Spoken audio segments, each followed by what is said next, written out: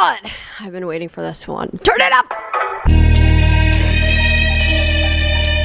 A disturbing thought popped into your head, and now you're terrified that it means something awful about you. You're worried that your stomach pain might actually be cancer, so you spend hours Googling symptoms. A friend took a while to text back, so you reread your messages over and over and over, worried that you accidentally offended them somehow. If you're experiencing these sort of thoughts on repeat, and you feel totally stuck like you would do anything to escape them, you might actually be dealing with OCD. I didn't know that these things could be symptoms of OCD until I was diagnosed with the condition myself. Another important thing to know is that OCD is highly treatable, but that is with the right kind of help. Not just any therapy works for OCD. Like traditional talk therapy won't cut it. OCD needs a specialized type of treatment called exposure and response prevention, also known as ERP. Finding a therapist that was trained in ERP therapy was a game changer for me, and that's why I want to tell you about NoCD. NoCD is the leading provider of virtual ERP therapy for OCD. Their therapists specialize in treating OCD with ERP. They've helped thousands of people get their lives back, and they're covered by insurance for over 155 million Americans. They also provide support in between sessions, so you're never alone. If you recognize yourself in anything that I've described, or if you're struggling in a way that's hard to explain, NoCD can help. Visit nocd.com so that you can book a free call with their team. That's nocd.com. Thank you so much, NoCD, for sponsoring today's video. I literally have like all my like little toys sprawled around on my couch, like ready to show you. Like, hello, hello, hello. Guys, I did get a tattoo just for this video. Miffy too. Hi guys. Now, are girls having fun again a recession indicator? Let's talk about it. I am a little trinket lover, okay? Like, I have little trinkets all over my home. I have been a fan of Sonny Angels and Kewpies for a long time. It is very hard to dust my house because there are various little toys just spread around my home. But recently, with the rise of so many blind boxes, I think it has become bigger than any of us have expected. And I think it's also important to question whether or not it is regressing us, and whether or not we are actually not healing our inner child, but maybe we are hurting her. And why would you want to hurt a child? Now, ask yourself this question. Are you a Monchichis girl? Are you a Snoopy girl? Are you a Labubu girl? Are you a Jellycat girl? Are you a Miffy girl? Are you a Smiskis girl? Are you a Calico Critter girl? Best part is that you can be all of those girls. Like, you can be all of them. Ooh, most importantly, are you a Sonny Angel girl? Everyone's a Sonny Angel girl, am I right? No, actually, there are Sonny Angel haters. The best part is that you can be all of those girls. You can be everything. Like, you don't have to be monotheistic. That's the best part. You don't have to be monotheistic when it comes to the little trinkets. You can have many gods. Like, all of these are my gods. Further than just like enjoying these little things, have you asked yourself, why do I actually like these things? And has it ever maybe come to your mind that maybe it's because our girlhood was stripped away from us, and so we are trying to reclaim it right here, right now? If you have any young girls in your life, I'm talking about like preteens, teenagers, then you know very well, many of their interests are shopping for their skincare routine at big stores like Sephora and Ulta. I'm not even joking. I had a mother who I follow on Instagram recently ask her Instagram story if we find it to be safe for an 8-year-old to use bubble skincare because her daughter has been begging for bubble skincare. Is Drunk Elephant perhaps targeting children rather than 50-year-old women who have the money for Drunk Elephant? Is retinol safe for a 13-year-old? Meanwhile, all of the 20, 30-year-old women that I know are collecting little naked babies, okay? That's what they are. He is naked. Okay, he is. And now buying ugly ass little monsters to attach to their purse. People are literally out here cutting these monsters, these Labubus, off of people's purses. So now people are like literally strapping them to locks on their purse. I'm literally just a girl. We all scream in unison. Girl breakfast, girl lunch, girl dinner. I'm simply just a 25-year-old teenage baby girl. I think that's literally still my bio somewhere on the internet. And to all the 20-something-year-olds out there, we are no different than all of the millennials who are like, I can't adult today. And like, we make fun of them. Like, we are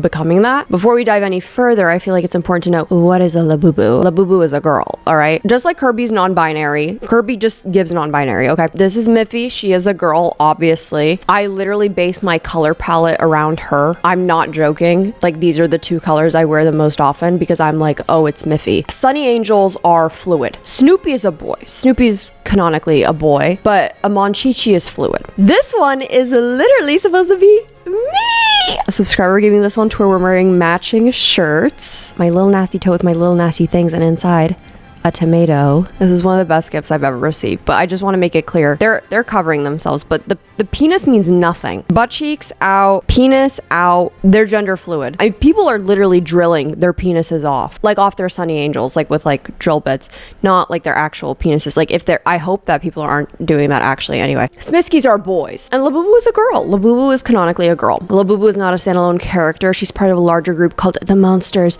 created by Hong Kong artist and author Sing Lung. The Monsters debuted in a Nordic mythology-inspired picture book trilogy in 2015, and by 2019, toy giant Pop Mart had turned them into a viral vinyl collectibles that we know today. Labubu is described as an evilish creature, and according to Pop Mart, despite a mischievous look, she is kind-hearted and always wants to help, but often accidentally achieves the opposite. She may look small and scary, but she means well. I don't have a Labubu. Labubu is not really my thing. Like I said, I'm not monotheistic. She is just a god that I am not praying to right now. You may have seen the recent rise in Labubus, and you can thank Lisa from Blackpink for that. She professed her love for the creature in interviews and on her social media, and since then the demand for it has exploded, with fans lining up overnight and paying well over retail. Mind you, these are $20 little monsters that you should be able to buy. People are paying hundreds if not thousands for certain Labubus. Today, the Monster series is Pop Mart's best-selling franchise and generated $419 million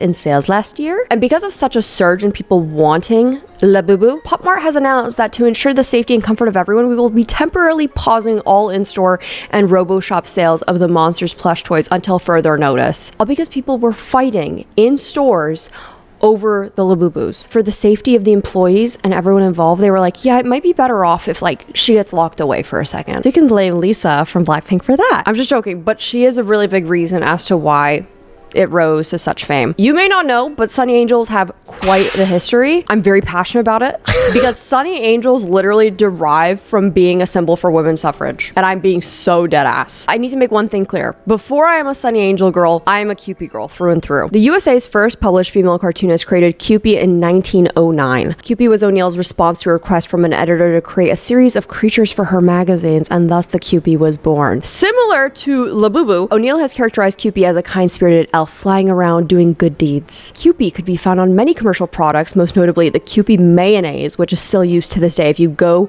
to the supermarket, you may find Kewpie mayo. Now, among the Kewpie's good deeds and supporting women's suffrage, O'Neill began placing the character in political cartoons, campaigning for women's rights, and advocating for other political causes. This is my book, Kewpies, Dolls, and Art. There were whole Kewpie conventions that happened because they had such a fan base. There's Rose O'Neill at work creating. During the time of the 2024 elections, I was making a video about the importance of voting, especially for women's rights. And now 100 years later, they have transformed into the Sonny Angel. Wait, one more thing. This is just my excuse to show off all my Kewpie memorabilia. Cute! So, the Sonny Angel is a creation of Tori Soya, a Japanese designer and CEO of the goods manufacturer Dreams. So, Soya seems to have predicted today's rise in inner child consumerism because Sonny Angels are on fire. Despite its appearance and people thinking that, you know, it would appeal to a younger audience, Soya designed Sonny Angel with women over 25 in mind. The concept was that it was supposed to be a little boyfriend who would comfort women facing difficult times and provide a sense of healing to combat stress and worry. So Soya has cited Rose O'Neill as an inspiration for all of this, with the Kewpie being a big inspiration for the design of the Sonny Angel. Not to be that bitch, but I liked Kewpies before I even knew Sonny Angels were a thing. I liked the original. I thought that the book was better than the movie. I like the OG. I like to thrift my trinkets, okay? I am better than all of you. Pop Market as a whole has been so important to all of this. If you didn't know, Pop Market sells a lot of blind boxes. Blind boxes being literal boxes that you receive. You do not know what is inside of that box, but you know what series or character you are getting. It is like you get to choose within the universe of what you get to buy. You're basically choosing whatever universe you are buying within, but yet the exact specific trinket that you're getting is the unknown, and that's what makes half the fun. We've seen celebrities have their own interactions with Labubus and Sonny Angels, like Dua Lipa, Rihanna, Kim Kardashian, Amelia Gray, Lisa, of course, Victoria Beckham, Bella Hadid. We've even seen SNL do a whole sketch about Sonny Angels, Bowen Yang is in fact naked in it. And if I have an excuse to talk about Joe Keery, then I'm going to talk about Joe Keery. Joe Keery was presented with a Labubu, and he's like, what the fuck is that? What is it? It's a Labubu. It's a Labubu. Yeah. And especially in New York City, stores like Anime or My Plastic Heart are very, very popular among young people right now because they will carry the newest drops or these limited edition sets. Not to mention, there's so many fakes out there. So now you have to go to an authorized retailer of whatever little trinket you want to buy. My cousin was recently visiting the United States and I took her around. She bought a Sonny Angel without my knowledge. I did not know it was a fake when it was $7. The head was popping off. That shit was not real. Was she cute? Yes, she was cute. If you want the real authentic thing, you have to go to a retailer. And honestly, good luck finding one that's going to carry a lot of things in stock now. We have to talk about inner child consumerism. We often use the term healing my inner child. I use that all the time. Like, this little animal has healed my inner child immensely, okay? This is like my in real life Kewpie. She's mischievous and she's cute and she's up to no good. So sometimes you can say things like, I am watching this old movie to heal my inner child. Like, oh, maybe I am so excited for the new Lilo and Stitch live action movie because it's going to heal my inner child, even though I found out that it actually is propaganda for the US taking custody of children by the state. Anyway, my dad hugging me healed my inner child. Words I never said. But more often than not, we are hearing things like, I need to buy this to heal my inner child. Healing our inner child actually tends to come with a price, literally. So inner child healing is a process of recognizing and nurturing the emotional and psychological aspects of our childhood selves, often wounded by past experiences. The body keeps score. For example, for me, it did negatively impact me that my dad was not a good father and was not there for me. Was not there at all, actually, for me growing up. So much so that I have never, ever received a gift from my father. And my mom was a single mother who cleaned houses for a living. Money was scarce. However, now that I have grown up, big girl, YouTuber money, I can afford to buy anything my little heart desires. So yeah, sometimes that does mean that it's gonna be a plush Miffy, or it's gonna be, oh, a Sonny Angel, or oh, another like vintage Kewpie thing that I absolutely don't need. That to me feels like healing my inner child, okay? However, unfortunately, the media did see this as a way to capitalize on so many young women's healing journeys by creating products that people would latch onto, get emotionally attached, claiming that such products would help people achieve happiness. And it kind of does. Take, for example, the Sonny Angel dolls. Created specifically for the purpose of comforting people and being like a little boyfriend in your pocket, with them saying that the target market is literally women over 25 going through difficult times and providing them a sense of healing to combat stress and worries. We've all heard the sayings, just buy it, you deserve it, treat yourself. The capitalism angel has visited you, you've been granted one guilt-free purchase. And retail therapy is so real and such a problem. It's a real problem. Like I have fallen victim to that. Why do I need to spend $15 every single time I leave my front door in order to feel a dopamine rush? Coincidentally, Sonny Angels are also $15. While buying things, especially buying things that we did not have as children but we desperately wanted, can totally help heal our inner child, heal ourselves, be good for our mental health. Relying on consumerism to help your mental health long term and also for it to act as a crutch is inherently so harmful. But I don't want to put all the blame on the consumers, obviously, because does it bug me a little bit that the Kewpie was once a symbol for women's suffrage and was inherently a political cartoon, which was then essentially taken by a man and was like, oh, I'm gonna make these little vinyl figures so that girls can have a little boyfriend to heal them in their troubles. Does that tick me off a little bit?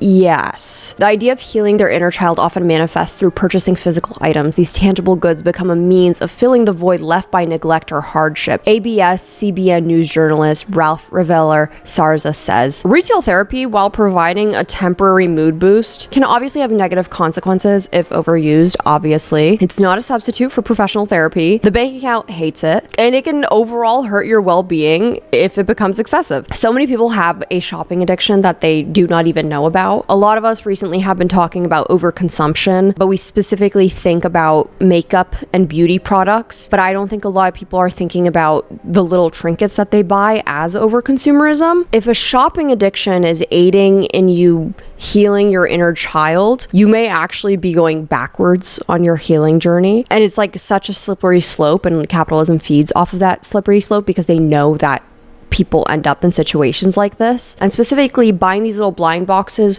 or other little figurines or nostalgic figures like Snoopy, Miffy, Calico Critters. It all uses what is called nostalgia marketing. Businesses can take advantage of this factor of nostalgia and people's emotional vulnerability and connecting to their inner child to basically drive more sales. On Corporate Vision News, giving actual marketing strategy advice, they say the main reason for using nostalgia within your marketing strategy is to grab your audience and build a connection with them through the strong emotions it can generate. Feelings that are deeply ingrained within us remind us of our younger years, can help create a favorable perception of your business's brand. I was an advertising major in my many different 6 majors that I had in college, and we literally learned about this in our classes. Coca-Cola is one of those brands that utilizes nostalgia in its marketing techniques. Every single year they use the same Christmas advertisement that they've had literally since 1995, which evokes a feeling of comfort and nostalgia in those who grew up seeing the ad on television. Basically, nostalgic themes create brand loyalty because of the emotions that they experience when they think of these brands or products. Did I recently just buy the most awful smelling Snoopy car air freshener because simply Snoopy is nostalgic to me, and I was like, oh my god, this gives me that soft, warm, fuzzy feeling that I crave so deeply. It smells like shit. What am I gonna do? But this ensures that consumers will return with their loyalty for years to come because nostalgia only grows even stronger as the years go by. I'm a fucking sucker for nostalgia marketing, okay? I'm a sucker for nostalgia in general, but then there's of course exceptions to this because you think of the Sonny Angel. While they continue to grow in popularity, Sonny Angels weren't like in our cultural lexicon as kids. Lauren Malanga says, this wasn't an example of a conventional nostalgia associated with reclaiming items from our past. Instead, it was a pursuit of a particular feeling. She also says, in my experience, this feeling was created by chasing a moment of what I would like to coin as controlled unknown. While life's uncertainties typically provoke anxiety, this controlled unknown is akin to a surprise party that your best friend warned you about, allowing you to show up looking your best without the stress of planning. With blind boxes, you are able to control which series you get, pick the box that resonates most with you, and if the contents disappoint, the stakes remain low. So even though the target demographic for Sonny Angels are not, 60-year-olds, 70-year-olds who knew what Kewpies were in their youth, they're still using that emotional vulnerability and what Lauren described as the controlled unknown to get people to want to keep buying them more. But the same applies because just like how I like to collect Kewpie/Sonny Angel products, I also love to collect things like Miffy products. I personally grew up watching Miffy on Noggin when I was a little kid. So when Miffy was doing her big resurface, so much so that I was like, I need to get her tattooed on my arm. This is so nostalgic and beautiful to me. I feel a warm and gushy feeling when it comes to Miss Miffy. Now, personally, I didn't care for Peanuts at all growing up. Not at all. Am I still nostalgic for Snoopy because they're coming out with the cutest Snoopy products ever? Yes.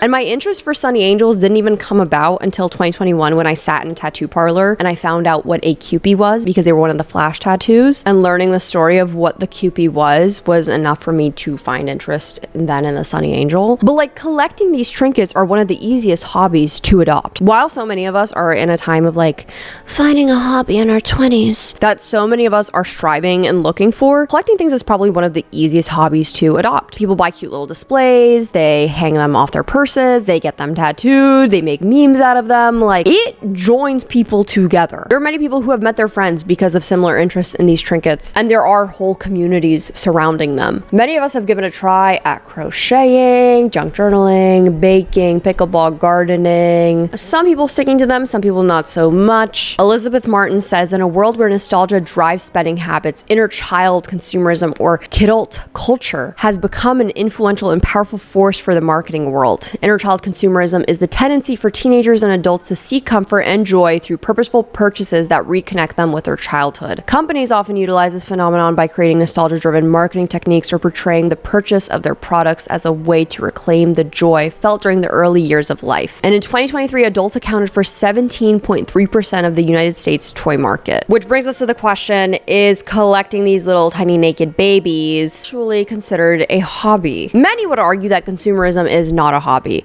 To buy something is not a hobby. I would also want you to ask yourself if you think that boys collecting baseball cards or Pokemon cards is considered a hobby. But if you think women collecting trinkets is not a hobby, ask yourself that. Okay, reflect. Many would also strongly agree that these markets are preying upon young women to consume this faux nostalgia and girlhood when they're the same market that literally took girlhood away from us so early on and sold us the idea of adulthood, literally convincing us to look older than we actually are, participating in buying skincare and makeup that we were far too young for, push-up bras and advice on how to make ourselves look older in magazines. Anyway, this is late-stage capitalism, basically. Lauren Malanga also says, whether you align with this theory of late-stage capitalism or not, one thing is unequivocally clear.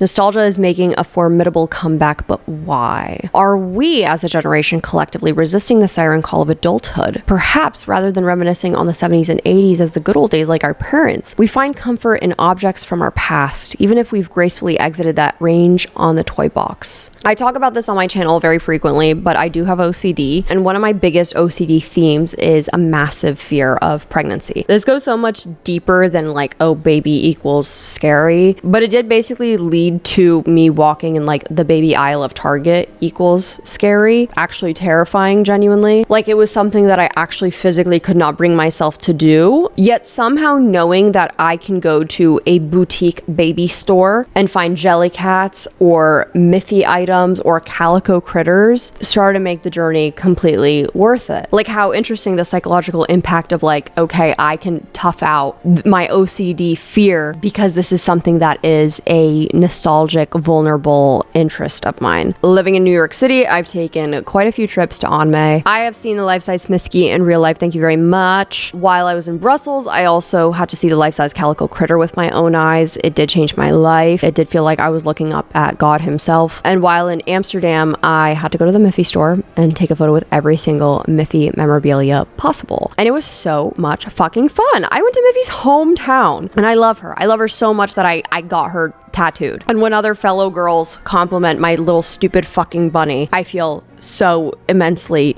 precious. But my God, I would love to not return to my childhood. Very much so. I don't know if I have ever uttered the words, I wish that I were a kid again. That is just not something that I have ever said. And for me personally, that's because I had a traumatic childhood. Not to be annoying or make it awkward in the room, but that's just what it is. But how fun is it that now I'm an adult with adult money and an adult apartment? I can decorate it with my silly fucking toys and trinkets. I have an adult body that I can decorate with these little stupid characters as I please. And in a sense, it does make me feel like I am closer to my childhood and like I am healing something within it. Even though I didn't have these little guys as a child, there's still something that feels so inherently like girlhood about it. Now, I will say the youth is not fucking with Sonny Angels nearly as much as we are, okay? I've now seen multiple times where people have been like, I think it's fucking weird to like the little naked babies, specifically because they are naked. Okay, I'm gonna say, I think that Sonny's Angels are really weird, and I think you're weird if you collect them. Like, actually, I don't care if you collect them, but I'm just saying the concept is like really weird. I'm a master's student for criminal justice, and you remember the Coppertone sunscreen bottles that used to have the little girl on it and like the dog was like pulling her bathing suit? They don't have that logo anymore because people were collecting the bottles to display the picture. And basically people were really liking that picture and having like very small like cheruby, and I know the story behind it, like I get it, cheruby little angel boys, and they just happen to like not be wearing clothes all the time is really, really, really, really weird. Like, they didn't have to put the parts on. I just really don't like that they're naked and that they're suspiciously looking off to the side. I think they'd be cuter if they were clothed and they looked straight ahead. Oh my God, her head fell off. Oh my God, I'm so sorry. It'll never happen again, princess. But I remember when I was a kid and I knew adults who collected like troll dolls, Beanie Babies, Furbies, American Girl dolls. And I was like, oh my God, freaks. But that was their nostalgia, their item to collect and tap into their inner nostalgia and inner child. Except the difference for them is that it was actually nostalgic for them because they were items that were around when they were literal children, versus now a lot of the little trinkets and toys that we are participating in collecting in are current items that are being produced right here, right now. A la Smiskis, Labubu, Sonny Angel. Maybe I was a kid thinking that those adults who collected things like Furbies and Beanie Babies were freaks, but they were taking their time out of their day to go to flea markets, thrifting, fighting with people on eBay in order to buy these very specific collectibles. So in a sense, there's parallels between our experiences, but also some differences because there are not nearly as many people nowadays who are collecting Bratz religiously. There are people out there, but some of these people can still be considered nostalgia pieces, okay? Because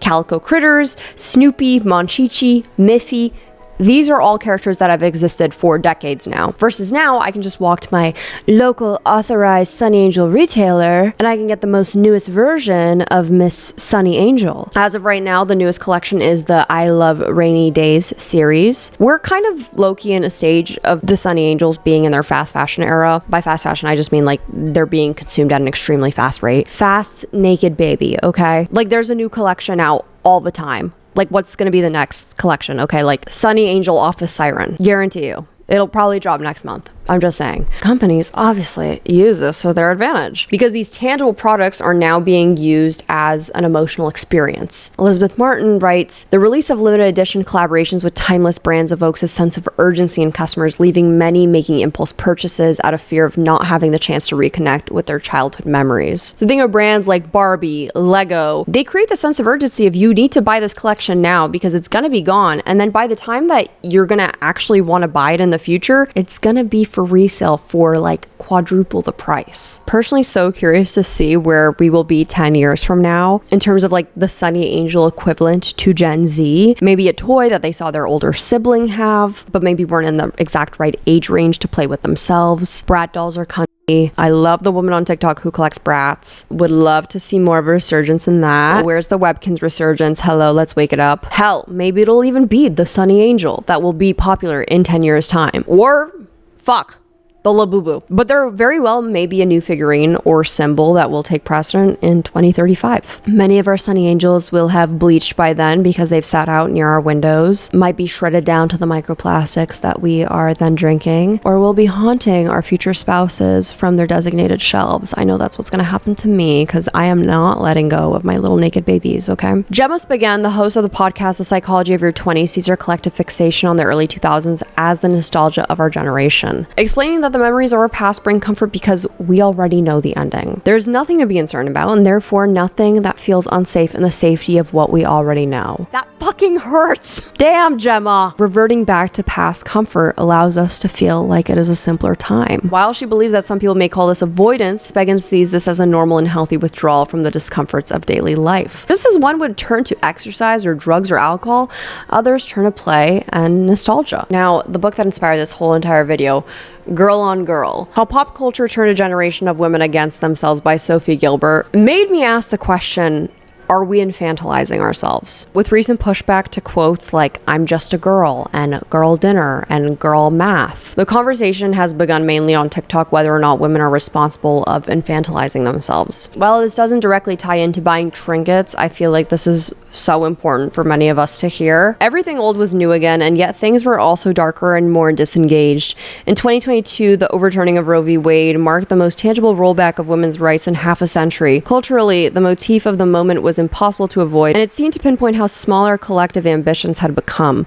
Women my age were suddenly trading friendship bracelets and decoding messages supposedly embedded in pop lyrics with the intensity of CIA cryptographers. You know who you are. We went on girls' trips, traded girl talk, had hot girl summers, and picked at girl dinners. In 2023, I put on my best millennial pink blazer, the one I wear for panel discussions, and stood in a line of women all equally psyched to have our photos taken in an adult-sized doll box, as if a moment of visual solidarity could make up for losing our reproductive rights. The Barbie world, with its all-female Supreme Court and hegemonic femininity, only made it clear that we were all still playing with the scraps of power. At the end of 2024, once again, a competent, accomplished, empathetic woman was beaten in the US presidential race by a failed businessman and convicted felon whose platform was elevated by some of the most proudly vicious, misogynist, and white supremacists in modern memory. Who wouldn't want to be a girl again, given the alternative? Which sparked this whole idea for this entire video. But like I said, there's a lot of criticism recently with using the phrases like, I'm just a girl, girl dinner, girl math. Oh, I get to turn my brain off around my boyfriend. I'm just a girl. I'm a 25-year-old teenage baby girl.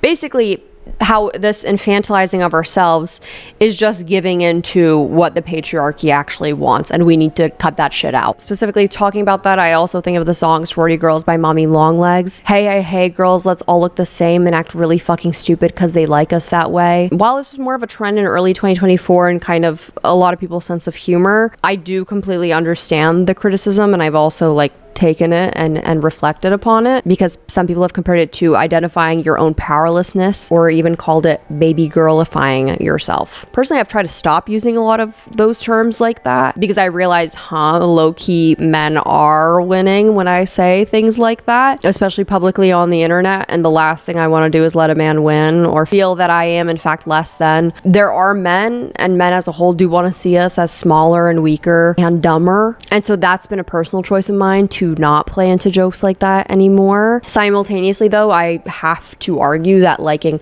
childish or girly things is not necessarily a symptom of infantilizing yourself. I personally disagree that liking my little trinkets, liking my little naked babies is considered infantilizing myself. Expression of girlhood is not for men, and we should not stray away from girlhood or expressing our femininity for the fear of men sexualizing it or dumbing us down, because my girlhood should not be perceived as a fetish, and in no way should women who are interested in their femininity should be accused of appealing to pedophiles. I know that seems like a very large jump in what I'm talking about, but it's really not. I think the conversation within feminism has turned around a lot and started pointing fingers back at women, being like, you are the reason why men treat us poorly. You are infantilizing yourself. You are appealing to them. You are appealing to pedophilic men. And I absolutely refuse to allow for my interests or me expressing myself be perceived as that, and for me to give into that and make myself smaller or my interests smaller because of terrible men. There's definitely scenarios of infantilization that literally do capitalize on the eroticism of little girls, such as controversial figures like Belle Delphine, the conversation surrounding self-objectification, dressing and intentionally portraying yourself as a younger girl in sexual scenarios, like for example in the Bop House, wearing fake braces. Or we can just say it, the porn industry largely feeds into the fetishization of young girls. While I personally don't think that enjoying blind boxes is considered self-infantilization, there are people who will disagree. There's many facets to me. I can like my small little naked babies and still be an educated grown woman who is self-sufficient, has a degree, financially independent. I am an adult woman. I just like my little fucking babies sometimes, okay? I just feel like that's so important for me to bring up because I do not want people to misconstrue this video whatsoever, because people are perpetuating and blaming women for expressing themselves and that it must be for men. God forbid a woman has interests, and God forbid that some of those interests may seem immature to you. Guess what? Lighting a city on fire after a sports win or lose, that seems immature to me. But men are celebrated for it year after year after year. The interest in sports in general and how men behave towards it is so extremely normalized. When women are interested or fans of anything, it immediately is seen as so much more immature. I've talked about this previously in videos about concerts, for example, how male sports fans are taken way more seriously than fangirls of musicians and bands. Men get to keep so much of their childhood and their immaturity without judgment, but when women feel healing towards giving into their childhood interests or healing their inner child, it's sexualized and seen as immature. But let's be honest, we're underage, we're sexualized, we're adult women, we get sexualized, and we get our rights taken away. So you can't fucking win. Unfortunately, I do have to talk about the environmental impact of these little trinkets. I know. The global blind box toys market size will be USD 14 1,251 million in 2024. Growing popularity of collectibles is expected to boost sales to 21,428 million by 2031. And that's just the mention of blind boxes. Collabs with these big brands that are nostalgic, not nostalgic figures are also one of the biggest money makers. Like, for example, Case-Fi collabing with Sonny Angels. Ulta carrying collectibles such as Deer Cloud featuring Miffy. Urban Outfitters has so many collabs with Monchichis, Sonny Angel, Miffy. Vera Bradley has a Snoopy collection. Oh my god, Vera Bradley's back in vogue. Blackpink's Lisa already said that she's open to collabing with Labubus. So yeah, these little guys are definitely stimulating the economy, okay. What are they doing to the environment? Unfortunately, the plastic used in Smiskis and Sonny Angels is notoriously resistant to biodegradation. Therefore, waste services won't recycle these toys because its cost of breaking down and processing the materials is prohibitive. Not to mention, these blind boxes also drives people to buy more or more than one at a time. Pop Mart's popular Molly set of 12 includes a rare figurine that appears only in 1 out of 144 boxes. Despite the odds, consumers gamble and fall into a trap of continuously repurchasing sets by chasing rare designs. Similar to how we criticize artists for releasing different variants of vinyl albums and their negative impact, like, oh, you can buy this record and maybe you'll get this color, but maybe you won't. Basically enticing people to buy every single variant of a certain album, not only driving sales for the artist, which obviously helps them financially. The pantsless fucking freaks are no different. Like, if I'm gonna call out Taylor Swift for her 30 different variants, I'm also gonna call out my little naked men. I do like the idea that so many people are selling their Sonny Angels that they don't necessarily want anymore. I think buying Sonny Angels secondhand is really cool because you know which one you're gonna get, especially if you're really dying for this specific one. Better for the environment, obviously. Buying less in general is also a great option. Recently, hoarding makeup and makeup decluttering videos are on the rise. So many people are participating in what's called Project Pan, which is like using up all your makeup products, which some of us have been doing our whole lives. But after, like, Michaela Noguera is making a 8-part series where she's cleaning out like 75% of her makeup collection. This is a direct result of people in 2015 being convinced that they need every single new eyeshadow palette that comes out or every single thing that an influencer is showing on their YouTube channel. We now see the repercussions of people getting rid of so many of their makeup products because they are in fact expired. And while the Sonny Angels themselves are not expiring, will your interest potentially in them expire within the next few years? I fear for a large chunk of people the answer is yes. I do fear what the environmental impact of blind boxes will be long term. Like, okay, now we're practicing underconsumption within our beauty routines. Okay, Project Pan, consolidating what we own, but being minimalist with it all. And then in the same breath, we're going out and buying 10 new blind boxes a month. But again, I can't put too much blame on the consumer because the psychological effects of nostalgia marketing, scarcity mindset, also the idea of limited edition items, all mixed in with the idea of healing your inner child. I understand it and I get it. I think this is one of the safer forms of escapism that we have today, okay? I think the way that we do go about engaging with it can teeter on the line of healthy or borderline harming your inner child instead. What are the long-term effects of overconsumption on the inner child? And what are the long-term effects of being taken advantage of by capitalism using nostalgia marketing on our inner child? That I would like to know. Thank you so much for watching this video. I hope that you guys enjoy. This is something I'm very passionate about because I love my little babies. Make sure that you give this video a like if you liked it because it helps me out so much. Also, make sure that you subscribe if you want to be nasty. If not, you're disgusting. Also, make sure I have your bell notifications on so you know every single time I post, or else you are gross. If you want to follow me on my other social media, Instagram, Twitter, Depop, Spotify, it's just at Nicole Rafiee. And if you want to follow me on my TikTok, it's at Nikki Nasty. I have a podcast, comes out every other Monday. On all the off Mondays, it comes out on Patreon. I'm gonna go to bed and think about if Rose O'Neal is rolling in her grave now. And also check if any of my local retailers have Labubus in stock. I need to make sure. Okay, goodbye.